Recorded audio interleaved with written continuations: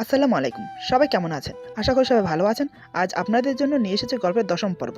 আশা করি গল্পটি আপনাদের ভালো লাগবে। তাহলে চলুন শুরু করা যাক। নীরা ফোনের কথা শুনে মাথা ঘুরিয়ে তাকিয়ে দেখে মেয়েটা ফোন নিয়ে দাঁড়িয়ে আছে। নীরা ঝট করে ওর হাত থেকে ফোনটা নিয়ে সজোরে মেঝেতে আছাড় মারলো। আমি বললাম, নির্বাকী আমাকে আর কথা বলার সুযোগই দিল না। হঠাৎ সে ছুটে গিয়ে মেয়েটির চুল ধরে টানে।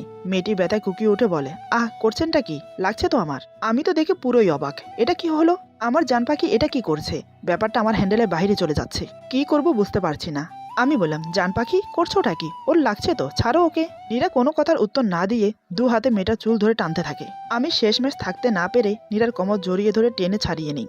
নীরা আবার যেতে চাইলো, কিন্তু আমি ওকে দু হাত দিয়ে শক্ত করে জড়িয়ে ধরি। আমি বললাম, নীর কি করছোটা কি? ও আমার পিয়ে, তুমি এমন করলে আমার বদনামি হয়ে যাবে না? কি করেছে ও? আমার কথা শুনে নীরা দু হাত দিয়ে আমার গলা জড়িয়ে ধরে কান্না করতে শুরু করে। তারপর কান্না করতে করতে বলে, ওই শাকচুনিটা আমাকে পাগল বলেছে। আমি বললাম, কি এত বড় সাহস? আমার নীর পাখিকে পাগল বলে? পিয়ে বলে, না স্যার, আসলে মিটিং চলাকালীন উনি আপনার ফোনে কল করেছিল। আমি বারবার বলেছিলাম আপনি মিটিংয়ে, তাও উনি আপনার সাথে কথা বলতে চেয়েছিল, তার জন্যই বলেছিলাম। পাগলকে বোঝানো যাবে না, এতে আমার কোনো দোষ নেই স্যার। আমি বুঝতে পারি এখানে পিয়ের কোনো দোষ নেই, কিন্তু নীরাকে তো শান্ত করতে হবে। নীরা বলে, এই দেখলেন, শাকচুনিটা আপনার সামনেও আমাকে পাগল বলল।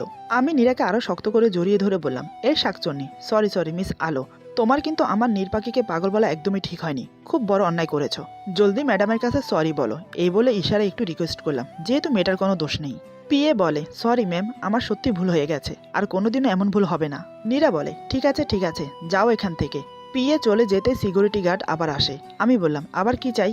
গার্ড বলে, স্যার, ম্যাম রিক্সা ভাড়া না দিয়ে চলে এসেছে। রিক্সা চালক টাকার জন্য বসে আছে। আমি বললাম, কত টাকা? গার্ড বলে, 50 টাকা স্যার। আমি টাকা বের করে দিলাম। গার্ড টাকা নিয়ে চলে গেল। আমি নীরাকে কেবিনের সোফায় বসিয়ে পানির গ্লাস এগিয়ে দেই। নীরা পানি খেয়ে সোফায় হেলান দিয়ে বসে। আমি বললাম, এখন বলো তো জান পাখি, আমাকে ফোন করেছিলে কেন? এখন তো কলেজ টাইম। নীরা বলে, বাসা যাবার জন্য আমি ব্যাগ নিয়ে আসেনি, আর ড্রাইভারও চলে গিয়েছিল, তাই। আমি কিছু বলতে যাব, ঠিক তখনই আমার চোখ গেল নীরার হাতের দিকে। তখন আশিকে নীরার হাত চেপে ধরাতে নীরার হাতে রক্ত জমাট বেঁধে লাল হয়ে আছে। আমি বুঝতে পারলাম নীরাকে কেউ কিছু বলেছে, যাতে ও খুব ভয় পেয়ে গিয়েছিল। আমি নীরার কাছে গিয়ে ওকে জিজ্ঞেস করলাম, কলেজে তোমাকে কে কি বলেছে? নীরা আমাকে দেখে বুঝতে পারলো আমি রেগে গেছি। কি বলবে ভাবছে। আশিকের কথা বললে তো আমি আশিককে মেরেই ফেলবো। নীরা বলে, কই কিছু না তো। আমি বললাম, তোমাকে কিছু বলতে হবে না, আমি নিজেই সব জেনে নিচ্ছি। কিন্তু যদি জানতে পারি যে তোমার সাথে খারাপ কিছু হয়েছে, তো তোমার কপালে দুঃখ আছে। নীরা মনে মনে ভাবে, এখন কি করি? এই গুন্ডাটাকে না থামালে যে আশিকের সাথে সাথে আমার কপালেও দুঃখ আছে। নীরা বলে, শুনেন না। আমি কিছু না বলে উঠে চলে যেতে গেলাম। নীরা আমার হাত ধরে, আর আমি নীরার হাত জোর করে ছাড়িয়ে দিতে থাকি। এক পর্যায়ে নীরা হাত ধরে ব্যথা কুকিয়ে ওঠে। আমি ধরপড় করে নীরার হাত ধরি। তারপর হাতের দিকে তাকিয়ে নীরার দিকে অগ্নিময় দৃষ্টিতে তাকাই। নীরা আমার দিকে তাকিয়েই ভয় পেয়ে যায়। আমি আর নিজের রাগ কন্ট্রোল করতে পারছি না। আমি চিৎকার করে বললাম, তোমার হাতের এই অবস্থা কে করেছে? কার বুকের পাটা এত বড় যে আমার জানের উপর হাত তোলে? তার কলিজাটা ছেড়ে নেব আমি। নীরা কিছু ভেবে পায় না কি করে আমার রাগ পানি করবে। তারপর হাল ছেড়ে দিলে চলবে না। নীরা কিছু ভেবে না পেয়ে ধুপ করে আমার কোলের উপর বসে পড়ে। নীরা বলে, শুনেন না, আমি বলছি, কিন্তু আপনি তাকে কিছু করবেন না, হ্যাঁ? আমি চুপ করে রইলাম। নীরা বলে, কলেজে ঢুকতে একটা ছেলে আমাকে প্রপোজ করে। আমি রাজি না হওয়াতে আমার হাত ধরে টানাটানি করতে থাকে। নীরার কথা শুনে আমার রাগ আরো বেড়ে গেল। আমি বললাম, কোন কুত্তার বাচ্চার এত বড় সাহস তোমার হাত ধরে? নীরা বলে, কলেজের না বাহিরের। না মানে কলেজের হলে তো আমি চিনতাম। আমি নীরার কথা একদম বিশ্বাস করলাম না, কারণ আমি জানি নীরা কাউকে বাঁচানোর জন্য বানিয়ে বানিয়ে মিথ্যে বলছে। নীরা বলে, শুনেন না। আমি রাগে ফসফস করছি তখন, কিন্তু নীরা আমার কোলে বসাতে কিছু করতে পারছি না, আবার নীরাকে নামাতেও পারছি না। নীরা বোঝে আমার রাগ সহজে কমবে না। নীরা বলে, একটা কথা বলবো? আমি বললাম, হুম। নীরা বলে, আমাকে একটা হলুদ কালারের শাড়ি কিনে দেবেন? নীরার কথা শুনে আমি হাসবো না কাঁদবো ভেবে পাচ্ছি না। নীরা বলে, আমার বান্ধবীর কাল গায়ে হলুদ, তাই হলুদ শাড়ি পরতে হবে। আমি বললাম, হুম। নীরা মনে মনে বলে, না, কি যে করি, রাগ তো ভাঙাতেই হবে। নীরা আস্তে আস্তে আমার মুখের সামনে নিজের মুখ নিয়ে আসে। আমার চুল মুঠি করে ধরে, আমার ঠোঁটে নিজের ঠোঁট চেপে ধরে। আমি তো হতবাক হয়ে যাই নীরার এই কাজে। নিমেষেই আমার রাগ মাটি হয়ে যায়।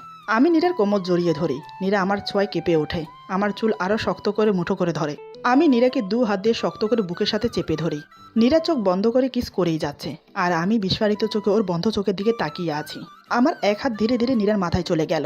ওর মাথাটা শক্ত করে চেপে ধরে অন্য হাত দিয়ে কোমর পেঁচিয়ে ধরে সোফায় শুয়ে দেই। তারপর দুজন দুজনকে কিস করেই যাচ্ছি। একটু পর নীরা আমাকে ছেড়ে দিয়ে কানে কানে বলে, একটা কথা বলবো, রাখবেন? আমি মুখে কিছু না বলে মাথা নাড়িয়ে সম্মতি জানাই। নীরা বলে, আমাকে কোলে নিয়ে সবার সামনে দিয়ে যেতে পারবেন? আমি কোনো কথা না বলে নীরাকে কোলে তুলে নেই। নীরা পরম যত্নে আমার গলা জড়িয়ে ধরে। আমি বললাম, নির্পাখি? নীরা বলে, হুম। আমি বললাম, একটা কাজ করতে চাই, অনুমতি দেবে? নীরা বলে, হুম। কি? আমি কিছু না বলে নীরার ঠোঁটজোড়া নিজের আয়ত্ত করে নেই। আমি যে আবার নীরাকে কিস করব নীরা ভাবতে পারেনি। কিছুক্ষণ পর আমি নীরাকে ছেড়ে দিয়ে তারপর কোলে নিয়ে সবার সামনে দিয়ে নিচে চলে আসি। সবাই তো হাঁ হয়ে যায় আমাদের ওইভাবে দেখে। গাড়ির কাছে এসে আমি নীরাকে গাড়িতে বসিয়ে দেই। তারপর নিজেও গাড়িতে বসে ড্রাইভারকে কলেজে যেতে বললাম। এটা শুনেই নীরার মাথায় আকাশ ভেঙে পড়ে। নীরা মনে মনে বলে, আল্লাহ, তাহলে ওনার রাগ কমেনি, এখন কি করে ওনাকে থামাই? নীরা বলে, শুনেন না। আমি বললাম, উফ নির্পাখি, কোনো কথা নয়। তোমার কি ধারণা আমি বুঝি না? যে মেয়ে আমার ধারে কাছেও ঘাসে না সে আজ নিজে যেচে আমার কাছে আসছে, কেন বুঝি না আমি? চুপচাপ বসে থাকো, আমার রাগটা বাড়িও না। নীরা বলে, আপনার তো রাগ পড়েই গিয়েছিল, বাদ দেন না। আমি বললাম, তুমি খুব ভালো করেই জানো আমি ব্যতীত তোমার গায়ে কেউ টাচ করুক আমি তা কখনোই চাইবো না। আর এখানে ওই কুত্তার বাচ্চা আশিকের সাহস কি করে হয় তোমাকে প্রপোজ করার, তোমাকে ভয় দেখানোর, আবার তোমার হাত ধরার? আমি দেখবো আজ ওর কলিজাটা কত বড়। নীরা বলে, না না, আশিক না তো। আমি বললাম, ঠাস করে এমন একটা থাপ্পড় মারবো না আমার কাছে মিথ্যা বলা বের করে দেব। তুমি কি ভেবেছো তুমি না বললে আমি জানতে পারবো না? আমার ধমক শুনে নীরা চুপ করে যায়। আমি বললাম, তোমার সাহস তো কম না, তুমি আমাকে মিথ্যে বলে ওকে বাঁচাতে চাচ্ছ? কে হয় ও তোমার? হ্যাঁ, কে হয়? চেনো তুমি আমাকে? চুপচাপ গাড়িতে বসে থাকো। ততক্ষণে আমরা কলেজে পৌঁছে গেছি। আমি বললাম, আমি আসছি বলে আমি গাড়ি থেকে নেমে কলেজের ভিতরে চলে গেলাম। নীরা বলে, হাই আল্লাহ, এখন কি হবে? ওনার যা রাগ, কে বাঁচাবে এখন আশিককে? কি করি আমি? না, বসে থাকলে হবে না, মার খাই খাবো, কিন্তু ওনাকে আটকাতেই হবে। এই ভেবে নীরা তাড়াতাড়ি গাড়ি থেকে নেমে কলেজে আসে। পুরো কলেজ খুঁজেও নীরা আমাকে দেখতে পায় না। পরে নীরার কলেজের ছাদের কথা মনে হতেই দূরে ছাদে চলে আসে। এসে ছাদের দৃশ্য দেখেই নীরার মাথা ঘুরে যায়। আশিক অজ্ঞান হয়ে মাটিতে পড়ে আছে, ওর পুরো শরীর রক্তে ভেসে যাচ্ছে, কিন্তু আমি ওকে কুত্তার মতো মেরেই যাচ্ছি। মনে হচ্ছে কোনো দানব ভর করেছে আমাকে। নীরা চিৎকার করে আমার নাম ডেকে ওঠে, মিরাজ। আমি পিছন ঘুরে দেখি নীরা দেয়াল ধরে দাঁড়িয়ে আছে। নীরা বলে, মানুষ আপনি কি করছেনটা কি? মরে যাবে ও। আমি বললাম, গেলে যাক, তোমার কি এতে? তুমি এখানে কেন আসছো? তোমাকে না আমি গাড়ি থেকে নামতে বারণ করলাম? নীরা বলে, ওকে প্লিজ হসপিটালে নেবার ব্যবস্থা করেন, নইলে ও মরে যাবে। আমি বললাম, ওটাই ওর প্রাপ্য, ওর সাহস কি করে হয় তোমার গায়ে হাত দেয়া? দেখেছো কি হাল করেছে আমি ওর? সবারই এমনই হাল হবে যে এর মতো সাহস দেখাবে। নীরা বলে, ভুল মানুষ মাত্রই হয়। আমি বললাম, চুপ নির্পাখি, কোনো কথা নয়, যাও গাড়িতে গিয়ে বসো। নীরা বুঝলো এখন আমাকে কোনোভাবেই বোঝানো যাবে না। নীরা বলে, আপনি যদি এখন ওর চিকিৎসার ব্যবস্থা না করেন তো মনে রাখবেন আমি কিন্তু নিজের ক্ষতি করে দেব। নীরার কথা শোনার সাথে সাথে আমি ওর গালে ঠাস করে থাপ্পড় মেরে দেই। নীরা ধপ করে ফ্লোরে পড়ে যায়। আমি নিজের হাত সজোরে দেয়ালে ঘুষি মেরে দেই। তারপর সাথে থাকা ছেলেদের বললাম আশিককে হসপিটালে নিয়ে যাওয়ার জন্য। আমি নীরার হাত ধরে টানতে টানতে গাড়িতে এনে বসিয়ে দেই। নীরা আমার কাছ থেকে দূরত্ব রেখে বসে ফুপিয়ে ফুপিয়ে কান্না করতে থাকে। আমি চেঁচিয়ে বললাম, কাঁদছো কেন তুমি? আমার ধমকে নীরা আরো জোরে কেঁদে ওঠে। আমি ড্রাইভারকে বললাম, ভাইয়া গাড়ি থামান তো। আমার কথা মতো ড্রাইভার গাড়ি থামিয়ে দিল। আমি নীরাকে বললাম, গাড়ি থেকে নামো। নীরা চুপ করে আছে। আমি আবার বললাম, আমি গাড়ি থেকে নামতে বলছি। আমার কথা মতো নীরা গাড়ি থেকে নেমে গেল। আমি গাড়ির দরজা সজোরে লাগিয়ে ওকে রেখেই চলে যাই। নীরা আমার চলে যাওয়ার দিকে তাকিয়ে আরো জোরে কান্না করে দেয়। আমি যে ওকে মাঝ রাস্তায় এমন করে নামিয়ে দেব তা কখনোই ভাবিনি। নীরা ঠাই দাঁড়িয়ে কাঁদতে থাকে। কিছু দূর গিয়ে আমি আবার গাড়ি ঘুরিয়ে নীরার সামনে দাঁড় করিয়ে দরজা খুলে দেই। নীরা এটা দেখে উল্টো দিকে হাঁটা শুরু করে। আমি বললাম, এই মেয়েটা আমাকে আর কত কষ্ট দেবে? আমি গাড়ি থেকে নেমে নীরার সামনে গিয়ে দাঁড়াই। আমি বললাম, গাড়িতে বসো, বাসায় যাব। নীরা কিছু না বলে পাশ কাটিয়ে চলে যেতে গেলেই আমি এক ঝটকা নীরাকে কোলে তুলে নিয়ে গাড়িতে বসিয়ে দেই। আমি বললাম, ভাইয়া চলুন। বাসায় এসে আমি ফ্রেশ হয়ে আবার অফিসে চলে যাই। নীরা ফ্লোরে বসে কান্না করতে থাকে। নীরা এটা কিছুতেই মেনে নিতে পারছে না যে ওর জন্য কারোর ক্ষতি হয়েছে, দোষটা যারই হোক না কেন। তিশা বলে, ভাবি আসবো? নীরা কোনো উত্তর দেয় না। উত্তর না পেয়ে তিশা ঘরে এসে দেখে নীরা মেঝেতে শুয়ে আছে। তিশা বলে, ভাবি তুমি এভাবে এখানে শুয়ে আছো কেন? শরীর খারাপ? নীরা বলে, না, শরীরটা ভালো লাগছে না। তিশা নীরার গায়ে হাত দিয়েই চমকে ওঠে। আমার হাতের মার খেয়ে নীরার গায়ে জ্বর চলে এসেছে। তিশা বলে, এ কি ভাবি, তোমার গায়ে তো অসম্ভব জ্বর। বলে, মামনি, ও মামনি, জলদি এ ঘরে একবার আসো তো। মা বলে, কি রে, কি হলো? তিশা বলে, তাড়াতাড়ি ভাবিকে বিছানায় নিতে হবে, ভাবির গায়ে খুব জ্বর। মা বলে, বলিস কি? নীরা, এই নীরা, কথা বল মা। তিশা বলে, ভাবি জ্ঞান হারিয়েছে মা, এভাবে হবে না, তুমি ভাবির মাথায় পানি ঢালার ব্যবস্থা করো। আমি ভাই আর ডাক্তার আঙ্কেলকে ফোন করে আসছি। মা খেয়াল করে দেখে নীরার গালে 5 আঙ্গুলের কালো দাগ হয়ে আছে। মা বুঝলো নীরার জ্বর আসার পিছে আমার অবদান। এদিকে তিশা আমাকে আর ডাক্তারকে ফোন করে। আমি তিশার কথা শোনা মাত্রই বাসায় চলে আসি। এসে দেখি মা নীরার মাথায় পানি দিচ্ছে। নীরার এখনো জ্ঞান ফেরেনি। আমি দৌড়ে নীরার কাছে যেতে গেলে মা ইশারায় থামিয়ে দেয়। মা বলে, একবার মেয়েটার দিকে তাকিয়ে দেখ কি অবস্থা করেছিস ওর। এজন্যই ভয়ে মেয়েটার গায়ে জ্বর চলে এসেছে। অন্যের বাড়ির মেয়ে যখন এনেছিস তাহলে ভালো করে রাখ, তোর বাবা জানলে ওকে ওর বাবার কাছে রেখে আসবে কাল। আমি চুপ করে মায়ের কথা শুনে যাচ্ছি। তিশা বলে, থাক না মা, এখন ডাক্তার আঙ্কেল যা বলে গেছে সেটা করো। মা বলে, জ্বর তো কমে গেছে, কিন্তু ওর তো জ্ঞান ফিরছে না, ওষুধ কিভাবে খাওয়াবো? আমি বললাম, তোমরা যাও, আমি ওষুধ খাইয়ে দিচ্ছি। আমার কথা শুনে মা আর তিশা রুম থেকে চলে গেল। আমি নীরার মুখে ওষুধ দিয়ে হালকা করে পানি ঢেলে দেই, কিন্তু গাল বেয়ে পানি পড়ে যায়। পরে আমি মুখে পানি নিয়ে নীরা ঠোঁটে ঠোঁট লাগিয়ে পানি দিয়ে ওষুধ খাইয়ে দিই। তারপর সারা রাত নীরার পাশে হেলান দিয়ে বসে থাকি, কিন্তু ভোরের দিকে আমার চোখ লেগে যায়। আমি হেলান থাকা অবস্থায় ঘুমিয়ে যাই। সকালে নীরার ঘুম ভাঙলে আমাকে ওভাবে ঘুমোতে দেখে সে উঠে বসে। আমাকে ঠিক করে শোয়াতে গিয়ে কালকে আশিককে মারার কথা মনে পড়ে যায়। নীরা তাড়াতাড়ি উঠে ফ্রেশ হয়ে আমি ওঠার আগেই রুম থেকে বেরিয়ে যায়। মা বলে, কি রে মা, তুই আবার রান্নাঘরে আসলি কেন? তোর শরীর এখন কেমন? নীরা বলে, ভালো আছি মামনি, কিন্তু শরীরটা খুব দুর্বল লাগছে। মা বলে, মারে জ্বর থেকে উঠলি তো তাই এমন লাগছে, তুই গিয়ে বস, আমি একটু পরেই নাস্তা দিচ্ছি। নীরা বলে, আমি ঠিক আছে মামনি, আমি রুটিটা বানিয়ে দেই। মা বলে, না না আমি পারবো। নীরা বলে, মামনি প্লিজ প্লিজ। মা বলে, আচ্ছা আচ্ছা ঠিক আছে। এদিকে আমার ঘুম ভাঙতে নীরাকে দেখতে না পেয়ে রুম থেকে বেরিয়ে আসি। কিচেনে এসে দেখি নীরা ময়দা মাখছে। এটা দেখেই আমি আবার রেগে যাই। আমি নীরার কাছে চলে আসি। আমি বললাম, তুমি এখানে আসছো কেন? নীরা চুপ। আমি আবার বললাম, তোমার শরীর ভালো না, কাজ করতে হবে না, চলো রুমে রেস্ট নেবে। নীরা চুপ। আমি বললাম, আমি কিছু বলছি তোমাকে। নীরা তারপরও চুপ। আমি নীরার হাত ধরে টানতে টানতে বেসিনের সামনে নিয়ে যাই। তারপর হাত ধুইয়ে দিয়ে রুমে নিয়ে গিয়ে বিছানার উপর বসিয়ে দিই। নীরা কোনো আওয়াজও করে না। আমি নীরার নাস্তা ঘরে এনে দিয়ে নীরাকে খেতে বললাম। নীরা কথা কানে না নিয়ে চুপ করে বিছানায় বসে থাকে। এটা দেখে আমার রাগ আরো বেড়ে যায়, কিন্তু কিছু বললাম না। নিজের হাতে নীরাকে খাইয়ে দেই। নীরা চুপচাপ হালকা খেয়ে মেডিসিন নিয়ে বিছানায় শুয়ে পড়ে। আমি বললাম, পায়ের ধাপ এ ঘরের বাইরে যেন না যায়, চুপচাপ শুয়ে পড়ো। আমার একটা জরুরি কাজ আছে, শেষ করে তাড়াতাড়ি বাসায় আসবো, তারপর একসাথে তোমার বান্ধবীর বাসায় যাব। নীরা আমার কথার কোনো উত্তর দিল না, চুপ করে থাকলো। নীরার এই নীরবতা আমার আরো অসহ্য লাগতে শুরু করে। তাই আমি তাড়াতাড়ি বাসা থেকে বেরিয়ে গেলাম। আমি চলে যাবার সাথে সাথে নীরা তিশার কাছে গেল। তিশা বলে, আরে ভাবি তুমি আসলে কেন? আমাকে ডাকলেই পারতে। কেমন লাগছে এখন? নীরা বলে, আমার সাথে এক জায়গায় যেতে পারবে? তিশা বলে, হ্যাঁ অবশ্যই, কোথায় যাবে? নীরা বলে, গেলেই দেখবে হলুদ শাড়ি পরে রেডি হও। তিশা বলে, শাড়ি পরতেই হবে? ঠিক আছে ভাবি, 1 ঘন্টা টাইম দাও, আমি রেডি হয়ে আসছি। নীরা বলে, কাউকে কিছু বলো না। তিশা বলে, ঠিক আছে। ভাইকে কিছু বলবো না? নীরা একটা শুকনো হাসি দিয়ে বেরিয়ে আসে। দুজনে রেডি হয়ে বেরিয়ে পড়লো খানিক বাদে। আমি এসে নীরাকে রুমে না দেখে ভীষণভাবে রেগে যাই। মায়ের কাছে এসে জানতে পারি নীরা আর তিশা কোথাও গেছে, ঠিক বলে যায়নি কোথায়। আমি ঠিকই বুঝতে পারি কোথায় গেছে। আমি একটা হলুদ রঙের পাঞ্জাবি পরে রেডি হয়ে বেরিয়ে পড়ি। তারপর নীরার বান্ধবীর বাড়ি চলে যাই। গিয়ে সেখানে নীরাকে কোথাও খুঁজে পাই না।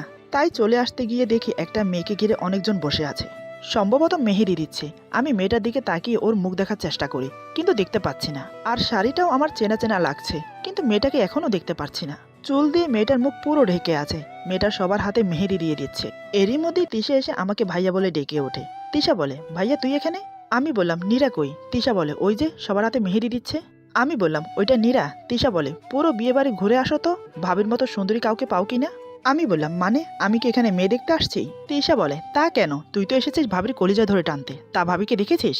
আমি বললাম, দেখতে পারলাম কই। তিশা বলে, দাঁড়া ভাবি।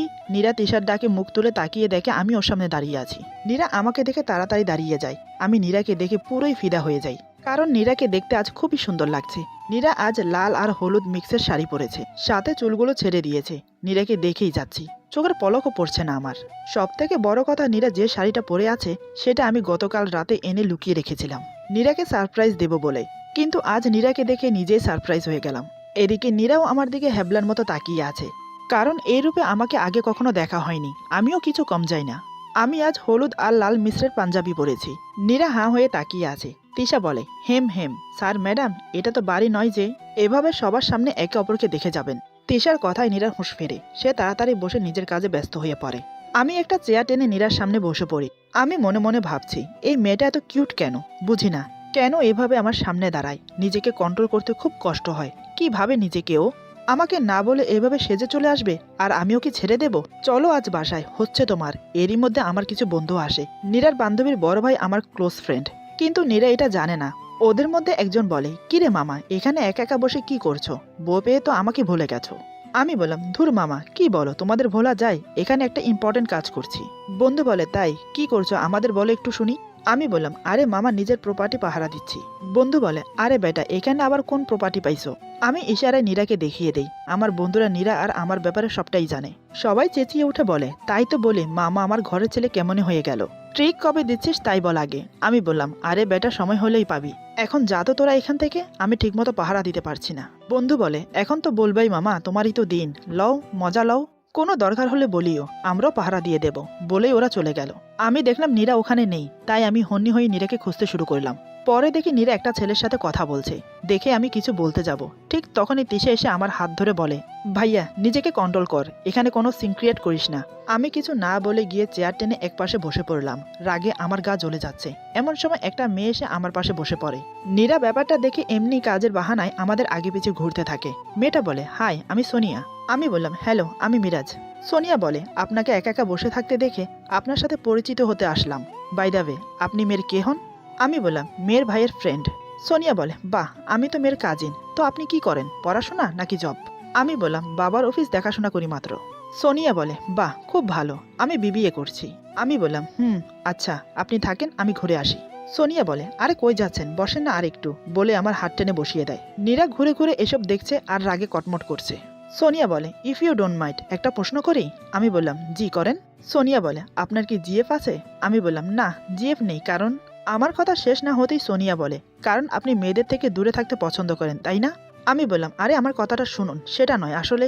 সোনিয়া বলে, আসলে নকলে বাদ দিন তো, আপনার ফোন নাম্বারটা দেন। আমি বললাম, আমার নাম্বার কেন? সোনিয়া বলে, এমনি আর কি, মাঝে মাঝে কথা বলবো। আমি বললাম, ও আমি তো তেমন কারোর সাথে ফোনে কথা বলি না। সোনিয়া বলে, হাউ সুইট, নো প্রবলেম, আমার সাথে বলবেন, আমি সিঙ্গেল তো। আমি বললাম, ও ভালো তো। মনে মনে বললাম, কি জ্বালায় পড়লাম, আল্লাহ বাঁচাও। সোনিয়া বলে, আচ্ছা আপনি কি খেতে পছন্দ করেন?